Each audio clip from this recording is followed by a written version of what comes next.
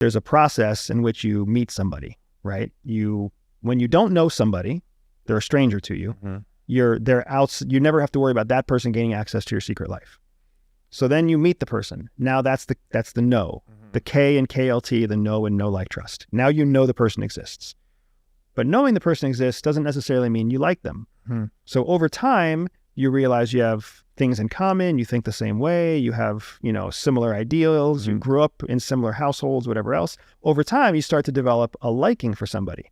This is where things get dangerous, because as you learn to like somebody, you absolutely naturally and unintentionally slip into trusting them. Anybody who's ever been let down, anybody who's ever trusted somebody that didn't deserve their trust knows exactly what I'm talking about. It's very easy to fall into a pattern of not knowing someone exists, and then you know them, and then you get along really great and you like them, and before you know it, you act in ways where you trust them even though you have no reason to trust them. That's know, like, trust. What we're trained as CIA operatives is that when know, like, trust happens quickly, that's a big red flag that you're dealing with somebody who's trained. Because a trained person can get you through KLT in an immense amount of time. The average time it takes for a CIA officer to get into the secret life of a target is 9 months. For especially hard targets, like the people who inherently distrust Americans or inherently distrust the United States, that process becomes more like 15 to 18 months. But that's our system. We know how frequently, how often, what to talk about, what to bring things, like what to bring up, what to push on, so that we can get into a target's secret life within 9 months. Wow. Right? Most engagements last more than 12 months. Most dating relationships exceed 2 years. Right? So, I mean, that's 3 years from meeting to marriage on average, and people still aren't in each other's secret life. Wow.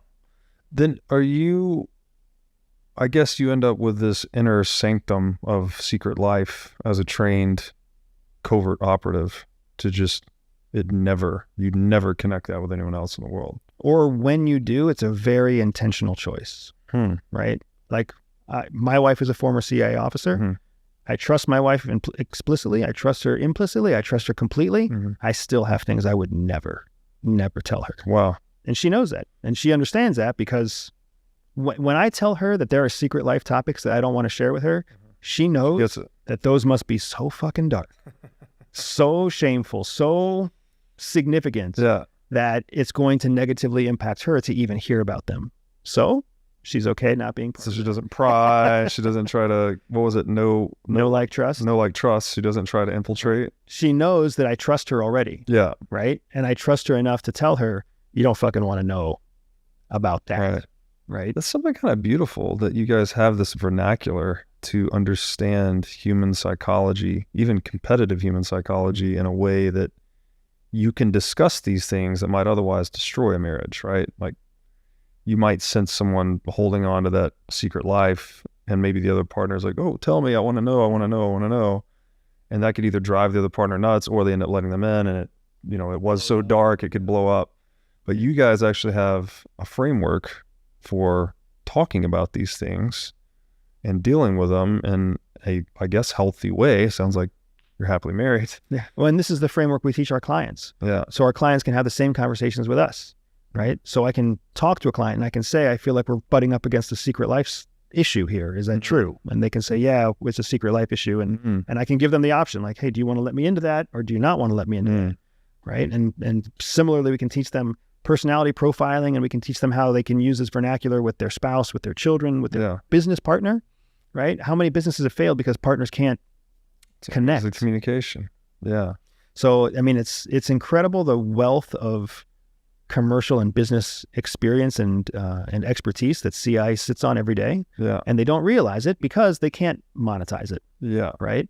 And I think that's been the big blessing that I've had. I don't claim to be the best. I'm not the best ex-CIA officer. I wasn't the best CIA officer. I'm not the best businessman. I'm just the first person who's been able to connect and teach this language so people can use these skills practically and immediately in the everyday world. That's so cool. Okay, so we were talking about the secret life, and you had mentioned that once an operative gains access to one's secret life, they can then leverage that access to coerce them into certain behaviors. And you said at that point that coercion was one of, and I think you said like the lightest of these weapons. I think you may have said weapons, I'm not sure. What are the other items or weapons or categories besides coercion? Yeah, so what we're talking about here are core motivations. Okay. And core motivations are levers that you can use to control someone's behavior. And there's 4 of them. And they break into a acronym that we at the agency call RICE, R-I-C-E. The R stands for reward. Reward is the first core motivator. The second is ideology. And we spent a lot of time talking about ideology today, right? C is coercion. E is ego. Okay. So every human being. Sorry, what was the R? The R was reward. Reward. Okay. Yeah. So every human being, and we define human beings at the agency as anybody with a neurotypical brain. Okay. Right. So somebody who's on the autistic spectrum is still a human being, but we may not be calling them average or typical, right? We'd be talking about them as on the spectrum versus a typical human being, right? But a typical human being basically has these 4 core motivators. And everybody has a natural tendency towards one of the 4 more than any other. But all 4 will work for all people. When you look at the 4 in terms of significance and power to actually drive a behavior or control a behavior, they're not equal. The strongest of the 4 is ideology. If you can ideologically connect with somebody, if you can get into their secret life and create or twist their ideology, you essentially have the strongest control over that person you can have. And we've seen this. We've seen this in highly religious communities. You've seen this in extremist terrorist groups. You've seen this in, abusive relationships, right? People can cling to an ideology so strong that they abandon rational thought. They attach their entire identity to the ideology. Correct. So is this where you get divisiveness between left and right wing or vaxxer, anti-vaxxer? It's like people, they tie their identity to the ideology. Exactly. And then that person becomes very easy to control. Yes. If you control the ideology. If you control the ideology or if you direct the ideology, right? Yeah. So you've got it, right? And that's one of the 4 core motivators. That's the strongest. The second strongest is ego. And most people would say that that's fairly obvious, right? When we talk about ego, we're not talking about egotistical. 2 different things, right? Egotistical means somebody who thinks it's all about them. Ego has to do with how you want to be perceived by others. So a very sacrificial person who is not at all egotistical still has an ego. They actively make the sacrifices that they make publicly because they want to be seen as a sacrificial person. They want to be seen as a giver. They want to be seen as a leader. They want to be seen as selfless, right? They have an ego. Right. It's just not what we typically call egotistical. So is that then the actions they're taking to create their public life? Correct. Is their ego? Okay. Correct. They're shaping their public life because of the ego they want to protect or project, right? So RICE, reward, ideology, coercion, and ego. Ideology is the strongest of the 4. Ego is the second strongest. The weakest is coercion. Because if you recall, we're in someone's secret life. We have used the know, like, trust process to build trust with this person to gain access to their secret life.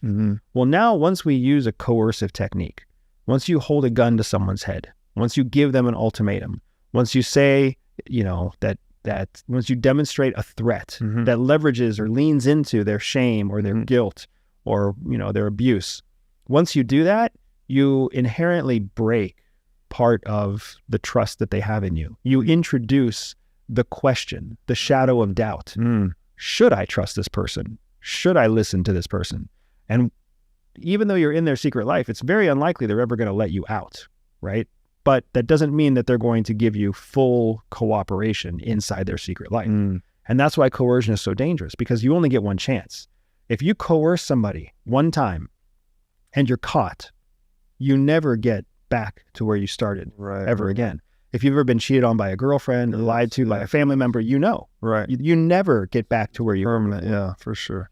So coercion it's very high risk for very low return. Right. Now, does that mean that we don't coerce people sometimes? No, not at all, because coercion still works. Yes. You just have to be prepared that if you're going to coerce, it's never going to be the bond, the connection, the control will never be as strong as it was the first time. Is it more than a measure of last resort? That's exactly You what. prefer ideology or ego before coercion? Yep. And then, of course, the missing piece is reward. Mm-hmm. And reward is difficult because reward changes, Mm-hmm. right? I would have done a lot of things for $1,000 when I was 18. Mm-hmm. I wouldn't do much for $1,000 right now, Mhm. right? And the rewards change. Mm-hmm. A week of vacation paid in Tahiti sounded nice then. Mhm. I don't really want a week off, and I don't really want to get on a plane to Tahiti. And I've Yeah. got 2 kids and a wife and, a household I have to worry about too. So rewards are constantly shifting. So the power that comes along with being able to control those rewards is also constantly shifting. Yes. There was a day where you and I probably would have put our name down on a piece of paper to win a free car or to win a free, holiday trip. Free anything. Oh yeah, right? We would have put our name and our email address and our phone number. We would have Said when we're 18. Yep. But now nobody gets my phone number and my name for free, Yeah. right? It just doesn't, that's not how it works. What is that framework called? You said it's RICE. What are those core motivators? Yep. Your core motivational levers. And so money obviously is a major reward lever. Correct. And so it makes sense that if you can monopolize and control a money supply, you can centrally manage that R Yep. in a lot of people. Yep, exactly. And money is also part of an ideology. Yeah. And this is one of the things that most people don't understand. The people who accuse others of being greedy Mm-hmm. completely miss the point. Most people who may appear greedy are actually not greedy. Yeah. They don't want money just because they want money. There's an ideology that they're carrying that is inherently tied to what the money can bring. Yes. The money brings security. The money brings options. Yeah. The money brings respect. The money brings power. Yeah. It's not the money itself. It's an ideology that's connected through the money. That's a great point. Yeah. It's Mises always says no one wants to increase the quantity of money they have. Actually, it's the purchasing power that they want. So it's the options that Yep. the money affords you. And it is interesting because money has an ideological side to it, which you would think was just subjective at that point. Like we could make glasses money or bananas money or anything. But there are objective constraints to what functions as good money, which I guess is sort of super ideological in a way. So it's interesting, but even on our US dollar bills, in God we trust, right? There's ideology right there on the dollar bill. But there are also things beyond just the ideology that determine what makes good money and bad money. So it kind of crosses both worlds, it seems like. Right. And that's what makes money such an interesting and complex thing. Yeah. Whenever anybody tries to boil it down to something simple, there's educational value in thinking about money as something simple, but you're missing the nuance. You're missing the more sophisticated understanding that could be had if you think of it in those terms. Yes, as someone that's been asking a lot of people the question for 3 years solid, I have more questions than answers to this day. And I just feel very fortunate to have stumbled across this question because it seems like, what does it do? It highlights the complexity of the world and perhaps the insufficiency of language. Like we're using language by necessity to describe the world, to interact, to think, all these things. But the map is never the territory, right? The territory is always way more complicated than our map. I like that. The map and the territory. I like that a lot.